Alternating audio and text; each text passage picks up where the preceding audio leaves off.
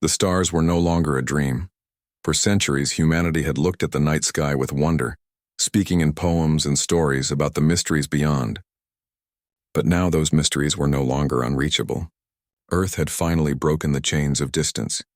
Faster than light travel, once an idea only seen in books and films, had become real. The first Terran-built starship, Aurora's Flame, had crossed between stars in a matter of days. Where other species had spent centuries perfecting such technology, humans had forced it into reality in a single lifetime. Mistakes had been made, yes, engines had failed. Accidents had happened, but humans had endured, learned and adapted faster than anyone expected. Now, the great moment had come. The Galactic Council, an alliance of dozens of powerful civilizations, sat at the very heart of the galaxy. Their towering station, Elysium Prime, was a shining jewel in space, a city larger than most moons. To join the Council was to gain security, recognition, and access to knowledge collected across thousands of years. For Earth, it meant a chance to step into the family of stars, no longer isolated, no longer small. When the Terran delegation arrived, hope filled every heart. The Terran ship docked at one of the endless ports, its metal hull gleaming proudly with the blue and green emblem of Earth. Inside, the delegation prepared themselves. Men and women from every corner of Earth had been chosen, scientists, diplomats, and even historians. For this was not just a political moment, it was history.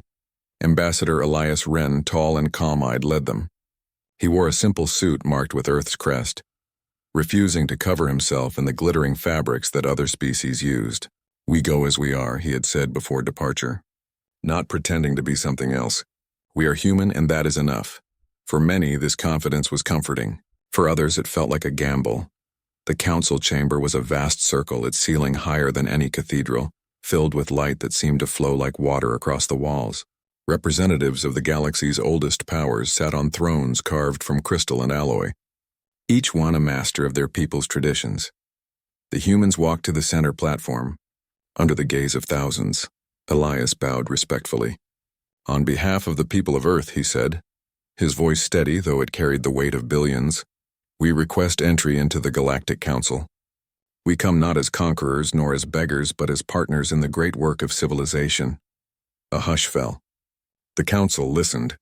For a heartbeat, hope burned bright. But then, one by one, voices rose in denial. The Avarian elder, a being of feathers and long memory, spoke first. "Humans are too young. Their world has only just stepped beyond its own cradle. They do not yet understand the weight of galactic responsibility." The Solari magistrate, whose people lived for over 6 centuries, added, "Their lives are too short. How can a species that barely sees a single century understand the patience needed for galactic peace?" Others followed. The Orlath called humans reckless for their wars. The Tyrene mocked their technology as patchwork engineering. And finally, the council speaker, a shimmering being of light, delivered the words that cut deepest. "Humanity is denied entry. They are not ready. They are a danger to the order we have built." Gasps echoed from the galleries. The human delegation stood frozen. Elias's fist clenched at his sides, though his face remained calm. Denied, not even given probation, not even allowed a trial period. Dismissed like children trying to sit at an adult's table. Whispers filled the chamber. Some delegates laughed softly. Others shook their heads, muttering about the foolish ambition of primitives. But in the human delegation, silence reigned. Elias finally spoke. His voice was quiet, but it carried. "I see. Then the council has made its decision." He bowed again, though the gesture was cold now. Hollow. "We thank you for hearing us." He turned, and the humans walked out together. Not a word was spoken until the chamber doors closed behind them. On the journey back to their ship, tension filled the air.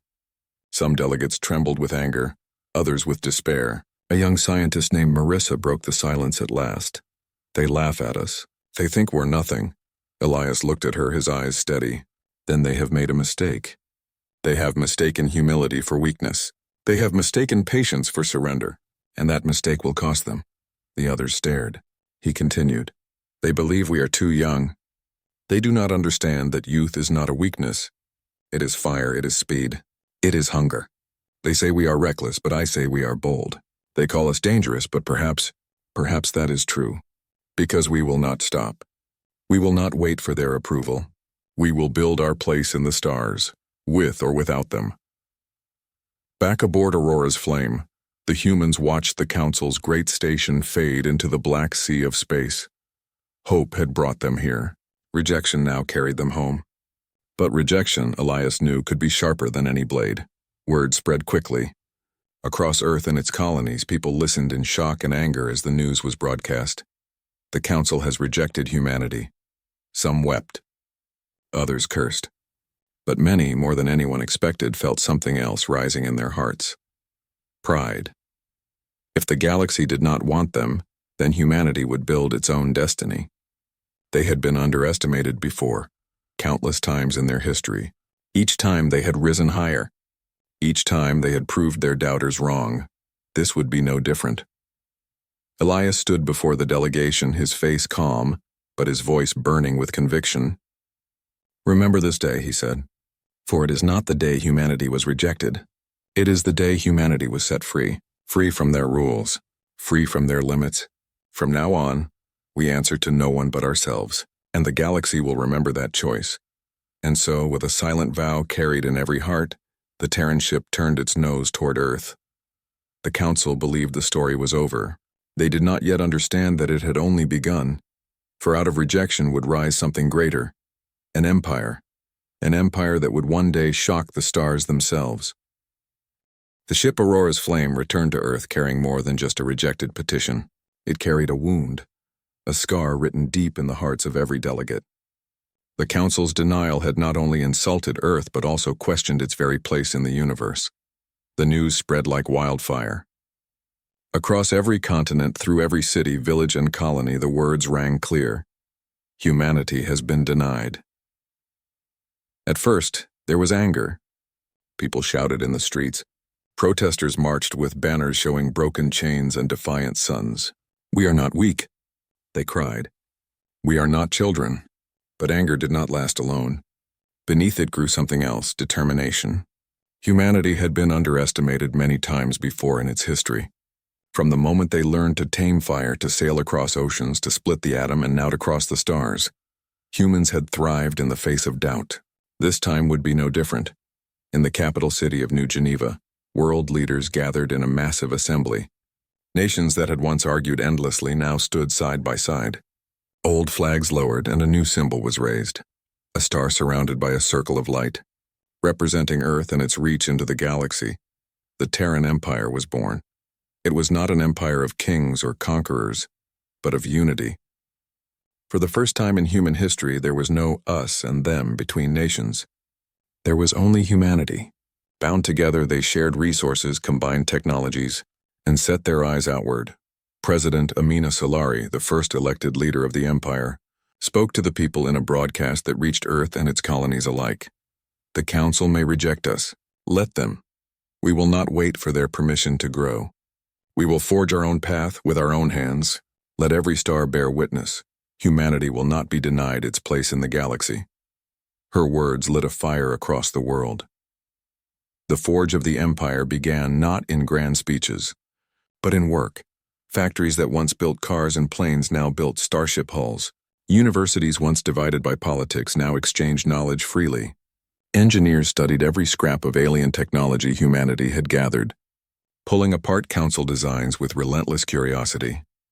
Where the Council saw danger in experimentation, humans saw opportunity. The first wave of Terran-built warships was clumsy compared to alien craft, but they were fast to produce, easy to repair, and packed with human creativity. Some had modular parts that could be swapped out mid-battle. Others carried strange hybrid engines, mixing alien power sources with human ingenuity. Colonies grew rapidly. On Mars, massive domes expanded into cities. On Europa, under the frozen crust, submarines carried settlers through dark oceans, building the first underwater human colony. Even the harsh storms of Venus were not enough to stop experimental cloud cities from floating in the skies. The Council had said humanity was too young. But in just a handful of years, humanity achieved what many civilizations took centuries to master. Of course, there were difficulties. Resources were stretched thin. Workers toiled long hours. New ships sometimes exploded on test flights. But humans did not give up. They adapted, fixed, and built again. Each failure was not an end, but a lesson. In the research stations orbiting Saturn, scientists worked on new weapons and shields. On Mercury, giant solar collectors harvested endless energy. On Titan, factories produced materials never before seen on Earth. Humanity's strength grew, not because it was easy, but because they refused to stop. Even the poorest voices were included. A farmer in Africa, a miner in South America, a coder in India, all had a role to play. It was not one nation rising. It was all of Earth together shaping its own destiny.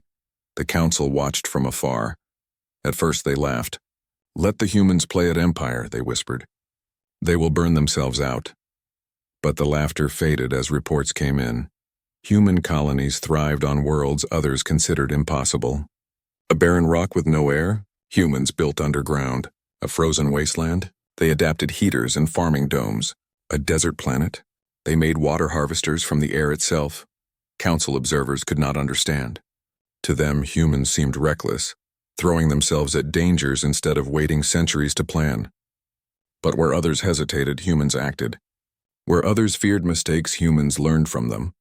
In less than 2 decades, the Terran Empire controlled more colonies than some council species had managed in centuries. But perhaps the most surprising change came in the hearts of other young races. Across the galaxy, there were species who had long waited for the council to notice them. They too had been rejected, told they were not ready, not old enough, not wise enough. Now they watched humanity rise. And for the first time they believed they could rise too. Small delegations began to arrive at Earth, insectoid traders from the edges of council space. Amphibian wanderers whose ships were little more than patched hulls and prayer. Nomadic species who had never been given respect in the great halls of the council. To them, Earth was not just another world. It was proof that defiance was possible. The Terran Empire welcomed them, not with pity but with partnership. They shared knowledge, taught engineering, and in return learned alien skills and traditions. These alliances grew stronger, and slowly, a network of young civilizations began to form around humanity. The council took notice, and for the first time they began to feel uneasy. Meanwhile, inside the empire, art and culture also flourished. Painters created works of cosmic beauty, inspired by alien worlds. Musicians composed songs that blended human instruments with alien tones. Writers imagined futures of courage and hope. This was more than survival. It was rebirth. Elias Wren, now an elder statesman, walked through the growing city of New Geneva. Towers of steel and glass reached toward the stars, and children played in streets where once there had been ruins of old wars. He smiled, remembering the day the council had rejected them. "They thought we were too young," he whispered to himself. But they forgot that youth grows. Youth becomes strength, and strength becomes destiny. Years passed, and the empire became more than just a collection of colonies. It became an idea that humans could adapt faster, dream bigger, and rise higher than anyone believed. Where the council's laws demanded slow progress, the Terran Empire leapt forward. Where the council feared change, humanity embraced it. And slowly, silently, the balance of power began to shift. The council had rejected humanity because it feared their recklessness. But now the galaxy began to see that the very thing the council feared was the key to human success: boldness, creativity, unity. Humanity had been denied a seat at the council's table. So they built their own table, and soon others would come to sit with them. The forge of the empire had begun, and the galaxy was watching. The galaxy was vast, and for a long time humanity had been a whisper within it. But whispers can grow, and soon the echo of Earth's rise reached every corner of space. The Terran Empire was no longer only Earth and Mars. Colonies stretched across moons, planets, and even asteroids. Outposts glowed on frozen worlds, and mining fleets carved resources from places the council had abandoned centuries before. What had once been impossible was now common. And what the council once mocked now began to worry them. In the high chambers of the Galactic Council, voices were raised. The Avarian elder, her feathers rustling with unease, spoke first. "The humans expand too quickly. They take worlds that no other race dares touch. They adapt to poison air, frozen seas, burning deserts. How did they survive such places? The Solari magistrate frowned, her long eyes narrowing. Their lives are too short, and yet, in those short lives, they build more than others do in centuries. A Solari child spends 2 decades learning history. In that same time, a human becomes a scientist, an engineer, or even a leader. They do not wait. They do not stop. The Tyrene merchant lords, who had laughed before, no longer smiled. Their trade ships appear everywhere. Their prices cut ours in half. Even our own buyers begin to ask for human goods. If this continues, the markets will not belong to us, they will belong to Earth. Silence fell. At last, the council speaker, a being of light who had once dismissed humanity without hesitation, whispered, "Perhaps we underestimated them." Back on Earth, the Empire moved forward with unstoppable energy. In New Geneva, the capital, the streets buzzed with life. Towers rose higher, starports filled with ships of every shape, and alien visitors walked among humans. For the first time in history, Earth was no longer only a homeworld. It was a hub of the galaxy's young civilizations. Small races, ignored by the Council for centuries, now turned their eyes toward the Terran Empire.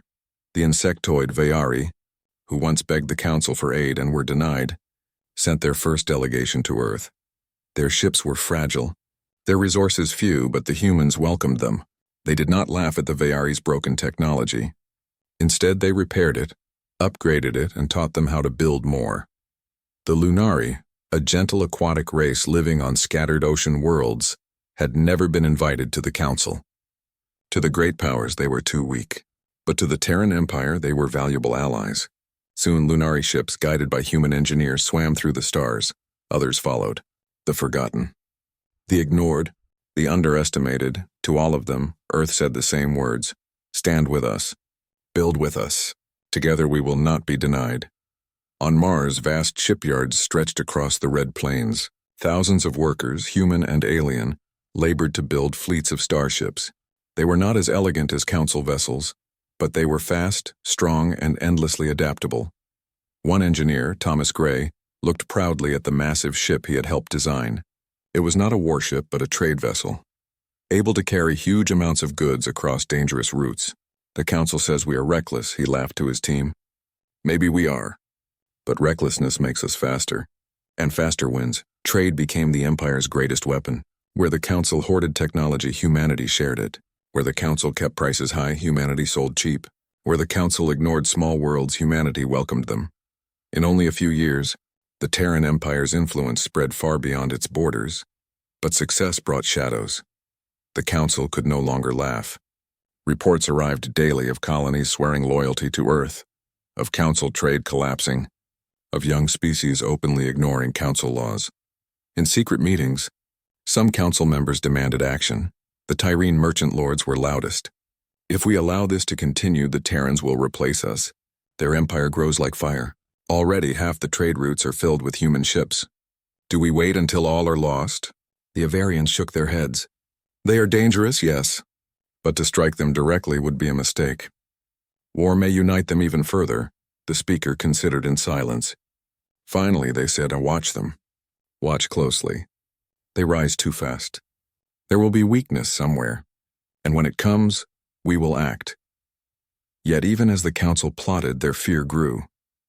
Reports from explorers were the most alarming. Human colonies thrived in places where other species could not survive. On a barren rock with no atmosphere, humans built underground cities powered by geothermal heat. On a frozen world locked in endless night, humans created vast greenhouses lit by artificial suns. On a volcanic planet, they constructed floating cities above rivers of lava. The Council began to ask themselves, what kind of species does this? For humanity, the answer was simple. They did not wait for permission. They did not fear failure. Where others saw death, they saw possibility. Within the Empire, leaders were not blind to the Council's eyes upon them. President Amina Solari gathered her advisors in New Geneva. Around the table sat Elias Wren, now old but still sharp, generals from Mars, scientists from Europa, and representatives from new allied races. They are watching us, Amina said simply. The Council fears us now. And fear is dangerous. Elias leaned forward. Then we must give them a choice. They will either learn to respect us or they will try to stop us. Either way, we must be ready. The generals nodded. Plans were drawn not only for defense but for expansion. If war came, humanity would not hide behind Earth. They would meet it among the stars. Meanwhile, in the outer colonies, the first sparks of resistance against the Council began to appear. On a mining moon controlled by the Council, workers refused to pay taxes to their alien overseers. Instead, they raised the Terran flag and called for protection. When Council ships came to punish them, a fleet of human-built frigates appeared. Small, fast, and armed with weapons the Council had never seen before, they forced the attackers to retreat. The news spread like lightning. Across the galaxy, small voices rose. If the humans can fight back, so can we. The Council's fear deepened. But within the Empire, life went on. Children grew up in schools where they studied not only Earth's history, but also the languages and cultures of their alien allies. Farmers planted crops under domes on moons far from the sun. Artists painted galaxies as humanity's canvas. And every day, new ships launched from shipyards, carrying humans and their friends to places once thought unreachable. Elias Wren stood on the balcony of New Geneva's Grand Council Hall, looking out over the city. Lights stretched to the horizon, starships lifted into the sky, and alien voices blended with human laughter in the streets below. He thought back to the day they were rejected, when the Council had called them too young, too reckless, too dangerous. Perhaps they had been right about one thing. Humans were dangerous, but not because they wished to destroy. They were dangerous because they refused to be limited. And now, as the galaxy watched in growing fear, humanity's fire spread further with every passing year. The first sparks of fear had been lit, and soon, that fear would grow into something far greater. The galaxy had changed. For centuries, the Galactic Council had ruled with calm authority. Their laws, their fleets, their traditions, these had been the pillars of order. But now the Terran Empire had risen and those pillars began to shake. Trade routes once controlled by Council merchants now carried Terran goods. Colonies that once begged for Council protection now called on Earth for aid. Young civilizations that had been ignored for centuries found hope in humanity's friendship. The Council could no longer look away. In the great chamber of Elysium Prime, anger filled the air. The Tyrene merchant lords shouted first, "They steal our markets. Our ships return empty while Terran goods flood the stars. If this continues, our trade power will collapse." The Avarian elder spread her wings in frustration. "Their fleets grow too quickly. They build ships faster than we can track them. Even our scouts cannot predict where they will strike next." The Solari magistrate leaned forward, her voice low but sharp. "If we allow this empire to rise unchecked, the Council itself will lose authority. Our laws will mean nothing. Our traditions will be broken." Finally, the Council speaker, glowing softly, gave voice to the thought everyone feared. Then it is war. Back on Earth, President Amina Solari knew this moment would come. She stood before her generals and advisors in New Geneva, the heart of the Terran Empire. The mood was heavy, but her voice was steady. "The Council will not tolerate us forever. They will test us. They will try to break us. We must be ready, not only to defend ourselves, but to prove to the galaxy that humanity will not bend." Elias Wren, old now but still wise, nodded. "We do not seek war, but if war comes, we must fight with the creativity that defines us. They expect us to fight as they do. We will not. We will fight as humans." The first clash came at the mining world of Darien 6. The Council sent a fleet of warships, shining with centuries of refinement. Their weapons were precise, their shields flawless, their formations drilled into perfection. Against them stood a handful of Terran frigates, small, fast, and seemingly fragile. The Council expected an easy victory. But the Terrans fought differently. Instead of meeting the enemy head-on, they used the asteroid belt around Darien 6 as cover. Their ships darted between rocks, disappearing and reappearing like shadows. They launched decoys made from old satellites, tricking Council weapons into firing at empty space. When the Council fleet advanced, the Terrans struck from behind, turning asteroids into weapons by pushing them with thruster arrays. Rocks the size of towers smashed into Council shields, breaking their formations. The battle ended not with Terran destruction, but with Council retreat. For the first time in memory, the Council had lost to a species they once dismissed as children. The news spread across the stars. To the Council, it was a humiliation. To the Empire, it was a spark of pride. And to the smaller races watching, it was proof that the great powers were not invincible. The council struck again, this time at Epsilon Ridge, a trade route vital to the Empire. Their fleet was larger, stronger, and more cautious, but once more the Terrans surprised them. This time, human engineers hacked into the Council's communication systems mid-battle.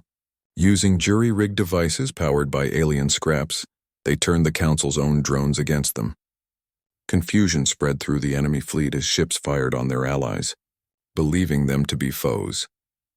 By the time the Council restored order, the Terrans had vanished into the dark, leaving behind only wreckage and silence. Each battle was a lesson, and humans learned quickly. On Stormreach, a gas giant with raging lightning storms, Terran ships hid within the clouds, using the natural storms to mask their energy signatures. When the Council fleet entered the atmosphere, lightning fried their systems while Terran ships struck from safety. On Cinderfall, a volcanic world, humans lured Council troops onto unstable ground. When lava erupted, the humans escaped through tunnels they had prepared days earlier, leaving the Council soldiers trapped. Every fight was unconventional, every move was unexpected, and every victory chipped away at the Council's certainty. But war came at a cost. Terran ships were lost. Brave men and women fell in distant battles. Families on Earth and its colonies mourned. Yet even in grief, the Empire did not break.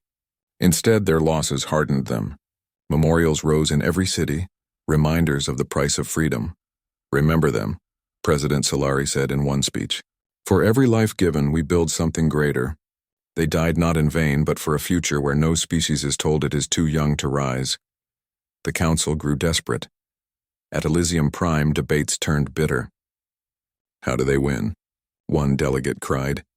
Their ships are weaker. Their fleets are smaller, and yet they defeat us.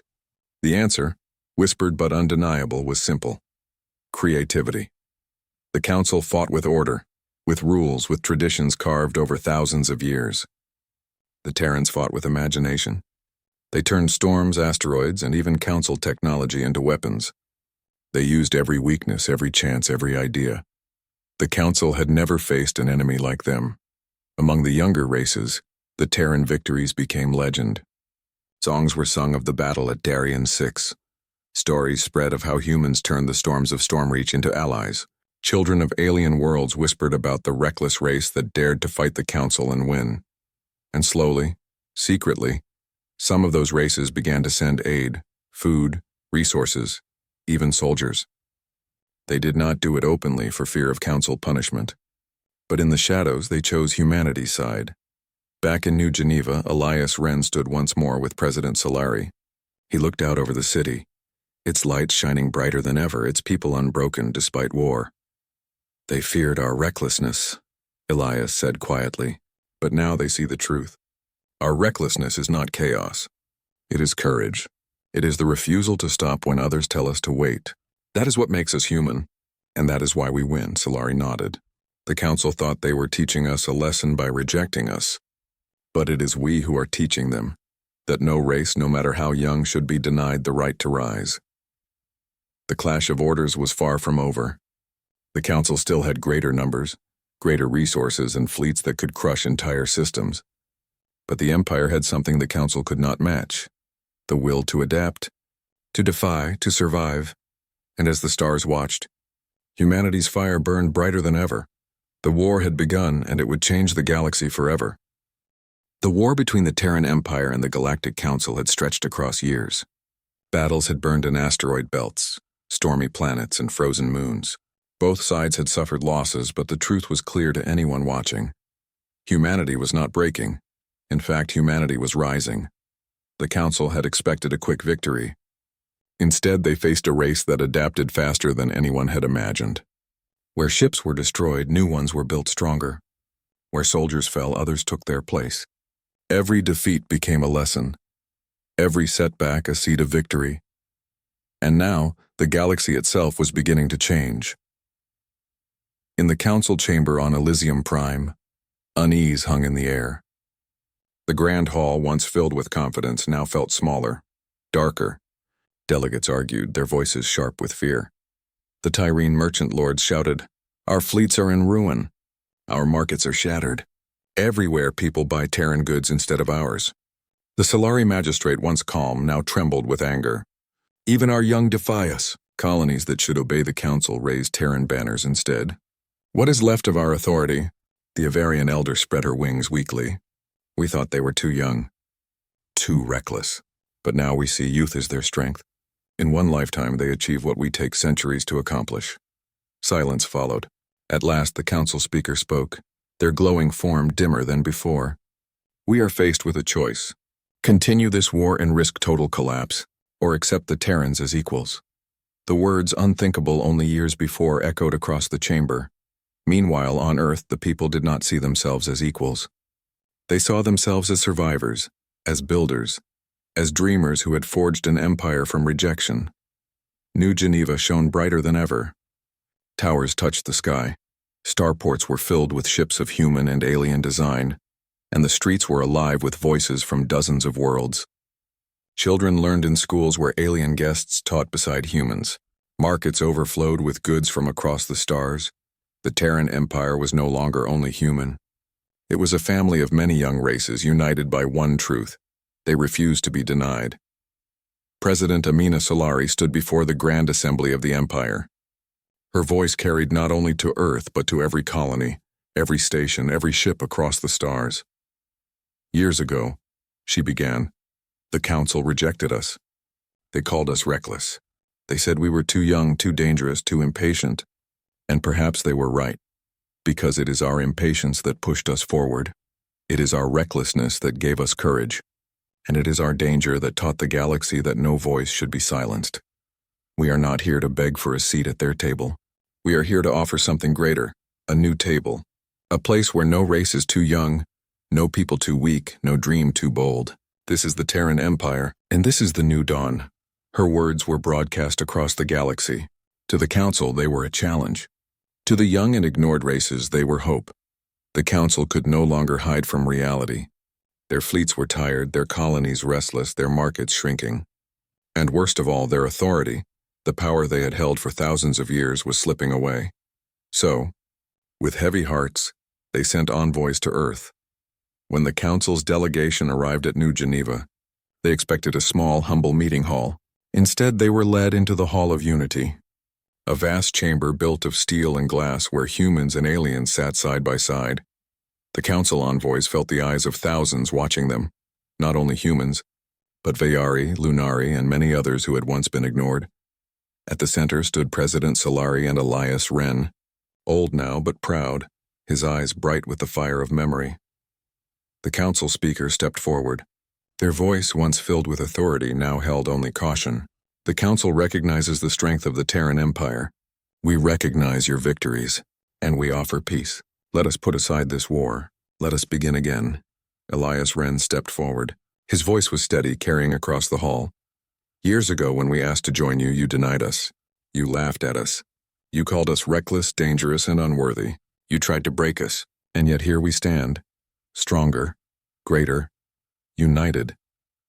We do not come today to beg for your approval. We do not come to kneel before you. We come with an invitation. Join us, stand with us, or remain in the past while the future moves on without you. The Council envoys were stunned. Never before had another race spoken to them as equals, no, as leaders. But they could not deny the truth. The Terran Empire had already won, not only on the battlefield but in the hearts of the galaxy's people. Slowly, one by one, the Council members bowed their heads. We will accept, the speaker said at last. Not as rulers but as partners. The moment was broadcast across every world. The galaxy trembled as the news spread. The Council has bent to the Empire. Humanity is no longer rejected. They are leaders of a new age. The celebrations across Earth and its colonies lasted for days. Fireworks lit the skies of Mars. The oceans of Europa glowed with lanterns. On Titan, workers danced in the streets. Even the smallest outposts on barren rocks joined in, their radios carrying songs of victory. But amid the joy, there was also reflection.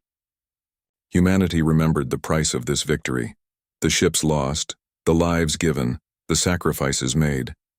Memorials shone across the Empire, not as places of sorrow, but as reminders that freedom was never free. Years later, Children would sit in schools and learn of the time when Earth was rejected. They would hear how their ancestors turned insult into strength, how they built an empire not of fear but of unity. They would learn the names of battles fought, of leaders who stood firm, and of allies who believed when no one else did. And above all, they would hear the final message broadcast by the Terran Empire, a message that traveled not only to the Council but to every corner of the galaxy. We are still here. We will always be here, and together, we rise. Elias Wren, near the end of his life, sat in a quiet garden overlooking the shining city of New Geneva. A young student approached him holding a book filled with stories of the Empire's rise. "Is it true?" the child asked. "That the Council once rejected us?" Elias smiled softly. "Yes, child. They rejected us. But rejection is not the end. Sometimes it is the beginning. We turn their denial into our strength. Remember this, no one decides your worth but yourself. That is the lesson of humanity." The child nodded, eyes wide with wonder. Elias leaned back, looking up at the stars. He saw not rejection, not fear, not war, but a galaxy filled with promise. For this was the new dawn. And it belonged not only to humanity, but to every race that dared to dream.